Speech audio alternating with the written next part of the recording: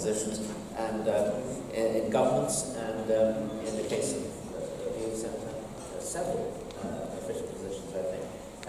You being an elected official, but also a representative of the Polish government in various international forums. I would like and also, of course, the daughter of an extremely distinguished poet in a great moment in history. So, welcome. Thank you. I'm going to just throw some questions your way, and then move on to the other guests, who are Balázs Orbán, who is a senior member of the Prime Minister's Department in the government of Hungary, and who is also somebody who played, I think, an important part as a member of the Prime Minister's electoral team in the last election, and has been an official and who's had a great deal to do with shaping Hungarian policy on migration. Welcome. Thank you very much for the... And Daniel Kawczynski, a British Conservative Member of Parliament, born in Poland, but I think living in the United Kingdom since the age of about 6, and who has played, I think, an important part in solidifying relations between the United Kingdom and Poland. And at the moment, we see all three are involved in important political decisions at a time of great historic interest when, as the last panel discussed, Europe is having to make important choices as to which direction it is going to move, towards the direction of a Europe of nations or towards a supranational Europe in which more power is centralised in Brussels and elsewhere. Now, having said that very briefly, let me begin just by asking one or two questions which will enable our guests to tell us things that we might not know. So my first question would be, what is the way in which the European elections are playing out in Poland? What are the issues that people will be deciding on? And what do the major parties what are they saying that would enable us to make sense of it from the standpoint of our debate here? This choice between the two kinds of Europe. I think in Poland, this year is also a little bit more complicated by the fact that we have parliamentary elections in October. I really couldn't tell you which way it was going. I feel in the last 3.5 years since I have been in the government, it seems that the Law and Justice Party has always been attacked, and the opposition is always attacking us. So we are trying to explain that we are not anti-Europe. One of the things that has been said about my party is the fact that we want to get out of Europe. 82% of the Polish people do not want to get out of Europe, but they would like the European Parliament, the European community, to be a little bit different. We are going through a different phase, I think, because the election seems to be on issues right now that I think that really do not play a part in this thing. There has been a problem with attacks on the Catholic Church because of reports of paedophilia. There have been attacks on, as I said, the fact that we want to leave the European Union. There have been attacks on the fact that we do not obey the Constitution. And I feel that the opposition is not really putting forward any particular plans, which way they would let it go. We are obviously hoping that we will get more conservatives in the European Parliament. The elections are pretty soon, and it's a toss-up. I think probably Poland will end up with about 20 delegates. We also have an interesting situation where some of our main delegates or candidates for the European Union are ministers in our present government. So if they all get in, it leaves a question mark as to who will be running in the general elections later.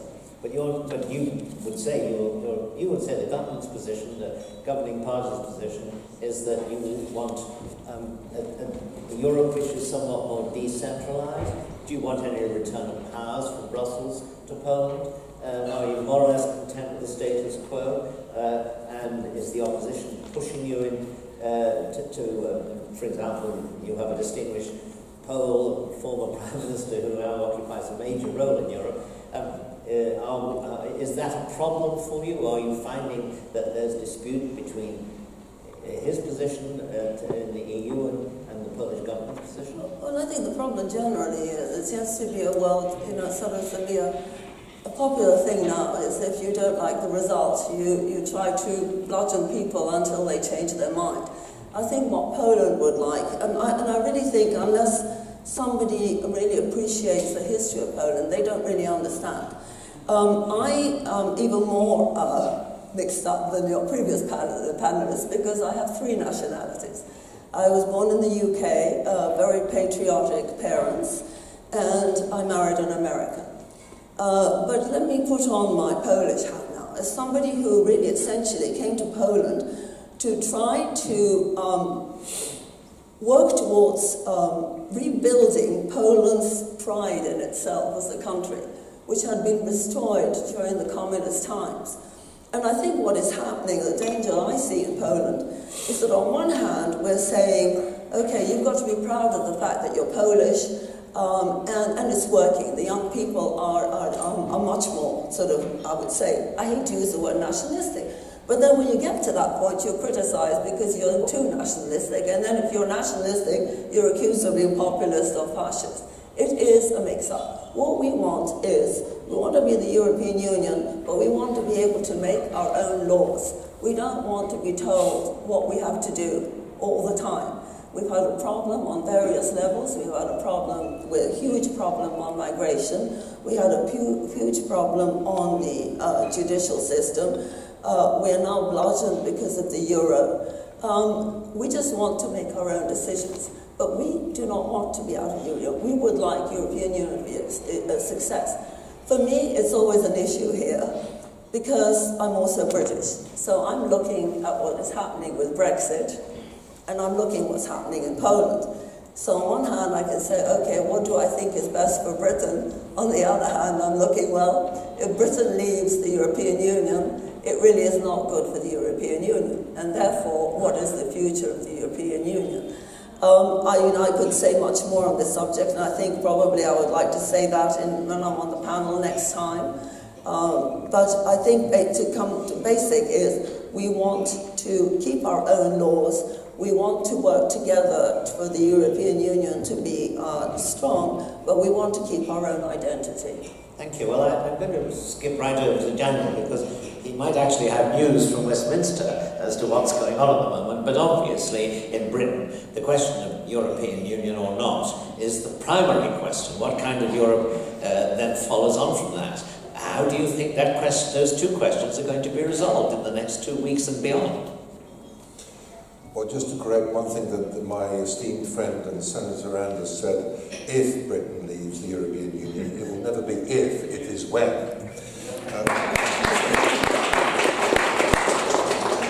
Can I just say, I mean, if I think about the extraordinary difficulties that we are going through as a country, the 5th largest economy in the world, a permanent member of the UN Security Council, a country that has defended the continent of Europe in 2 world wars, a country that has handed over £350 billion of British taxpayers' money in net contributions since we joined in 1972. If you think about the extraordinary convulsions that we are going through at the moment and the gridlock, the paralysis and the difficulties that we are having in extricating ourselves from this nefarious organisation, it just goes to show how they are taking over control of the whole of the continent of Europe.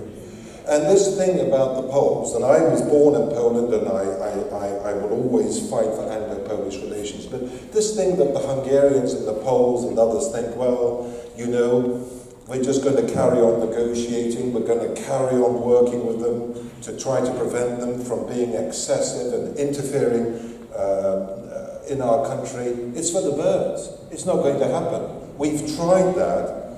They are on a single track to creating a supranational state with one flag, one EU army, one foreign policy, one parliament, and all the rest of it. And the sooner these remaining countries realise they're on the fast track to losing their sovereignty entirely, the quicker they can start to have debates about this issue within their own countries.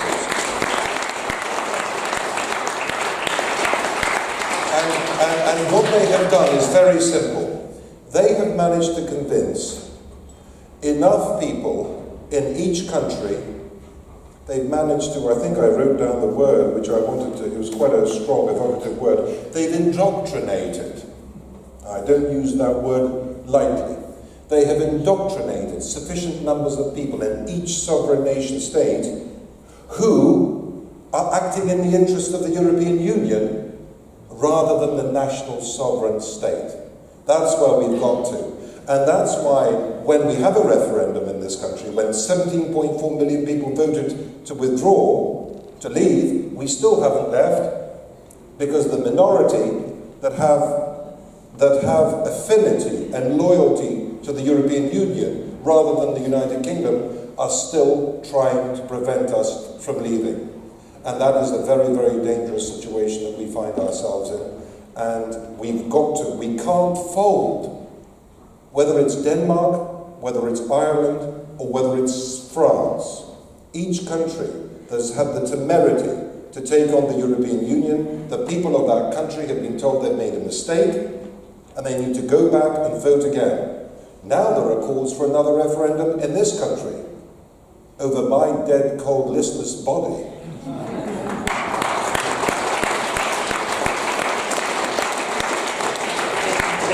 Before I move on to Hungary, I want to just come back on that and say this.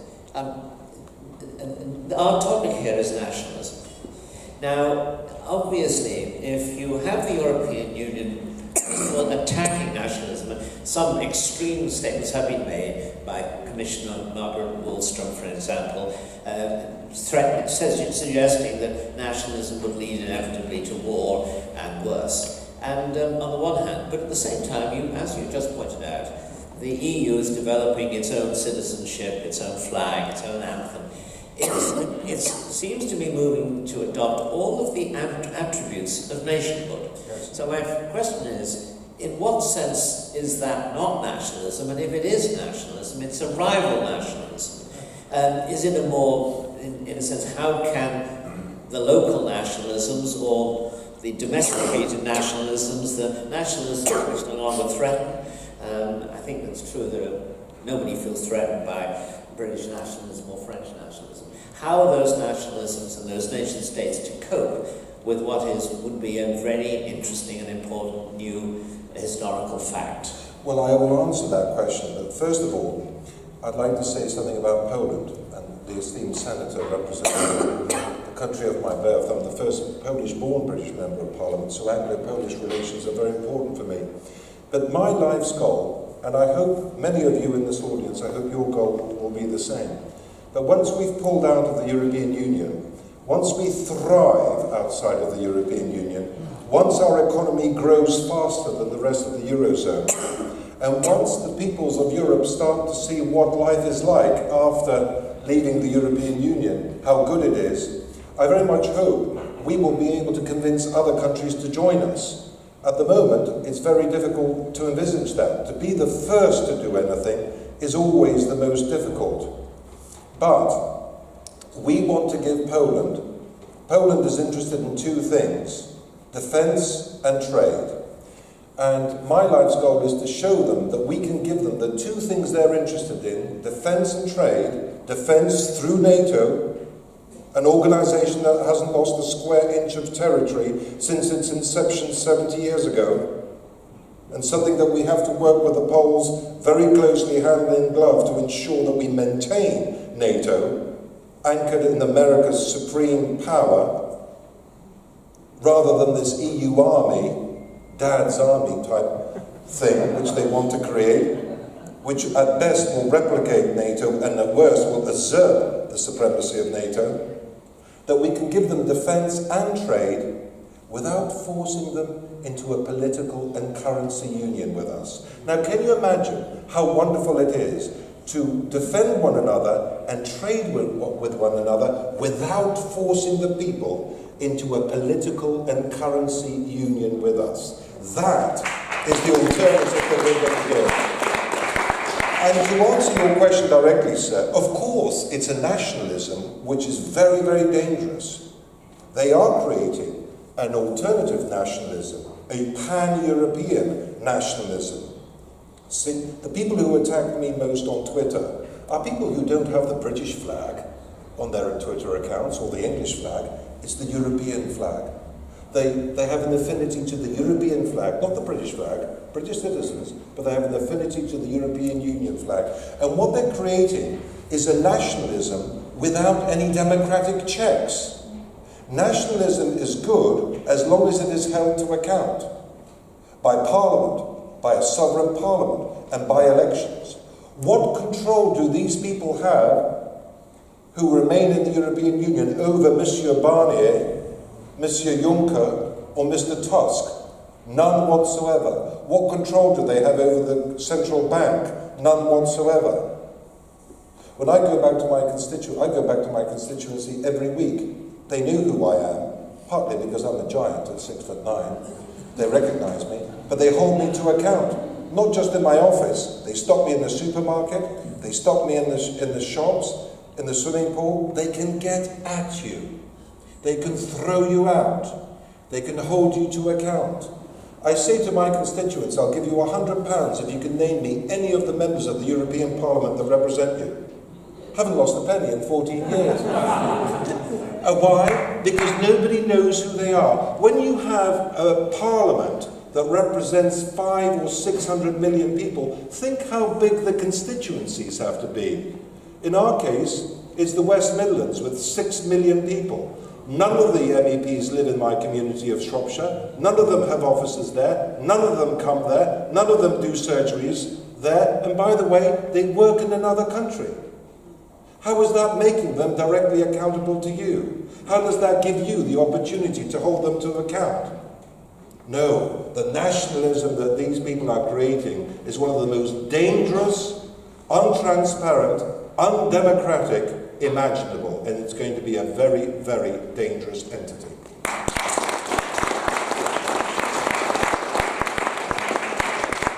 It's fair to say, that the issues in Hungary at the moment about the European elections are somewhat different. And let me just ask you what they are to start with. But in particular, how is the migration issue playing out in these elections? Because it's the issue which has brought Hungary most into conflict with the European Commission in Brussels over the last 5 or 6 years.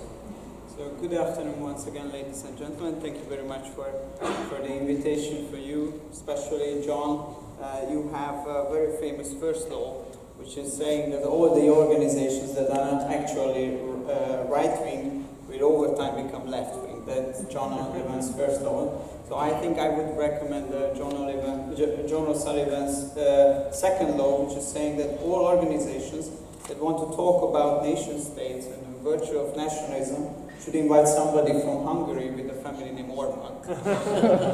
And that's why I'm here.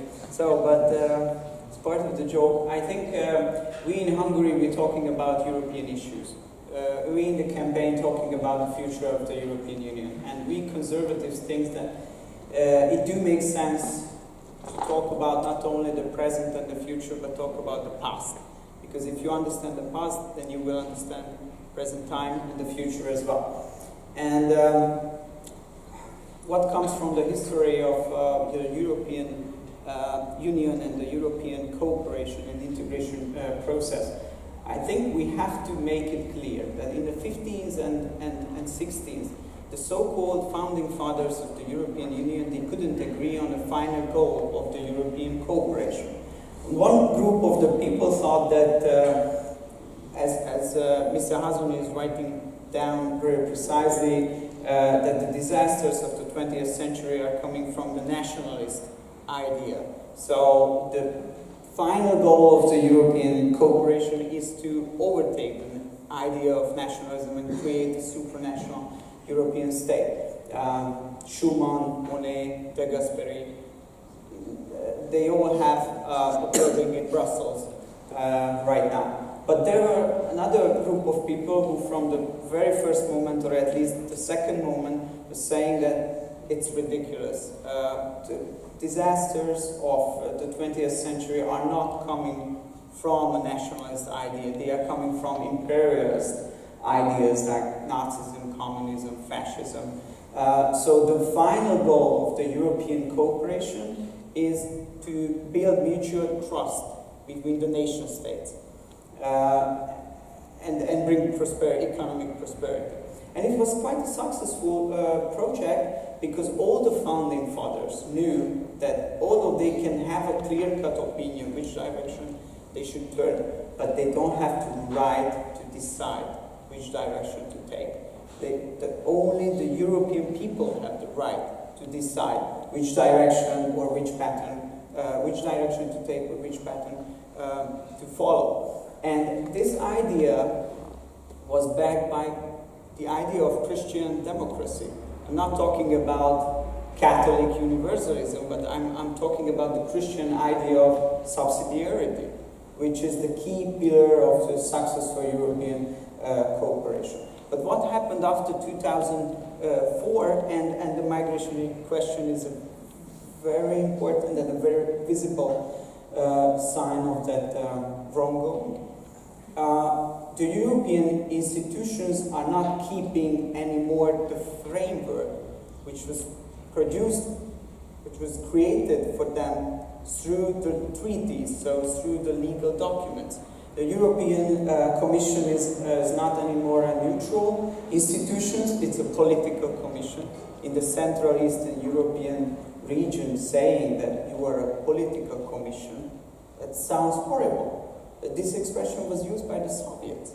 And Jean-Claude Juncker, the president of the European Commission, openly declared that they are a political commission. And they pushing forward the agenda of the totalitarian liberal democracy. A couple of weeks ago, there was a conference in Budapest, and a high-ranked official from the European Union came to Hungary and told that there is one single way of democracy, that's liberal democracy. And an old professor was sitting next to me in the chamber, and he whispered me that he was sitting in the exact same location 40 years ago when speakers were coming and telling that there is no other way of democracy, just a social democracy. Nothing changed since then. So, and same problem with the European Parliament, which should be represent the people of the European Union and the member states. And I'm a bit more optimistic than you, because I think, according to our polls, the majority of the European grassroots voters, they do not want a supranational state. They do not want a Brussels empire. They want to have a cooperation of independent nation states. The problem is that the European parliamentarians, as you mentioned, they do not represent the will of the people. They represent the progressive idea of supranationalism. And in the Council, the idea of qualified majority voting, which from the beginning it was about efficiency and efficient decision making, it undermines the opportunity of compromise making.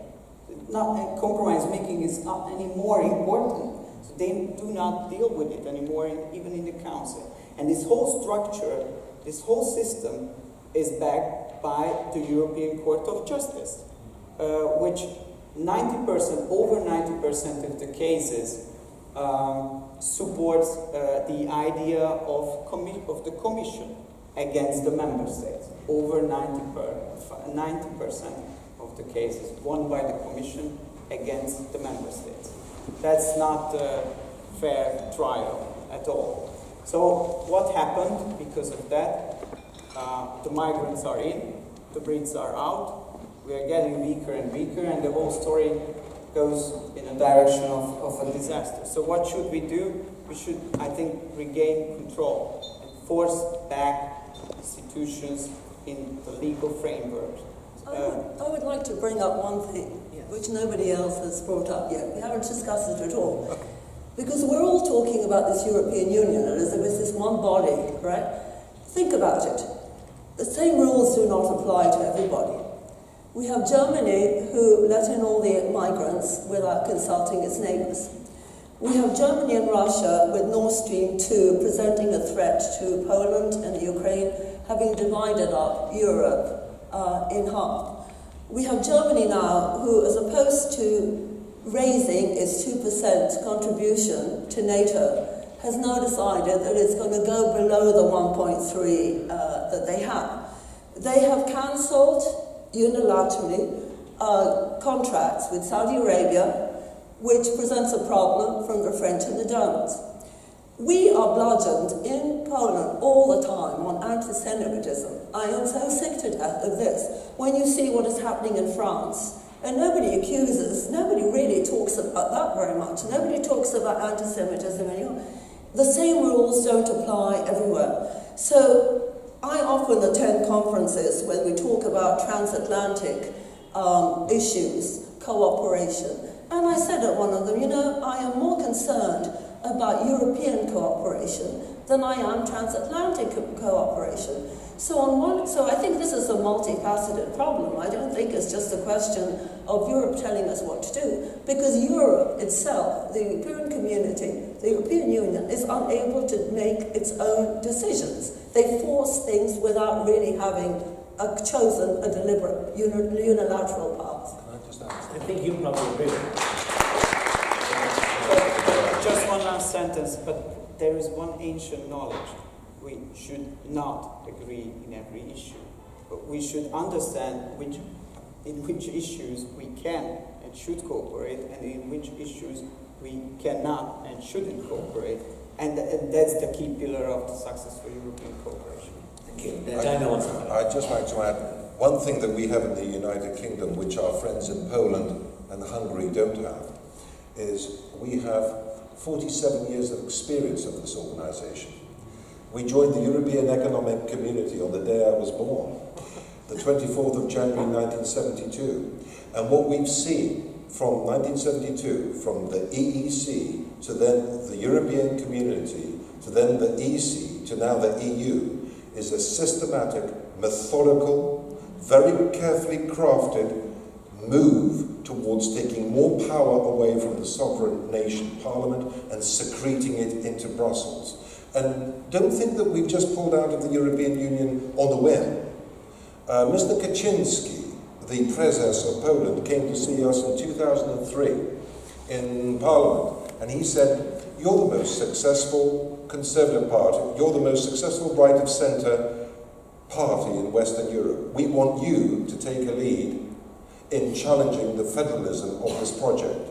So, with the Poles and the Hungarians and others, we pulled out of the EPP-ED group in the European Parliament, and we formed a new receptacle for non-federalist Conservative parties to try to take on the Franco-German hegemony of the European Union. We did that. We tried to work with like-minded parties for 10 years. It failed spectacularly because these zealots, these ideological supranational state zealots in Brussels will not let anybody or anything stand in their way of creating an unaccountable, undemocratic supranational state on the continent of Europe. So the Hungarians and Poland and Poles will one day be in the same place that we have reached.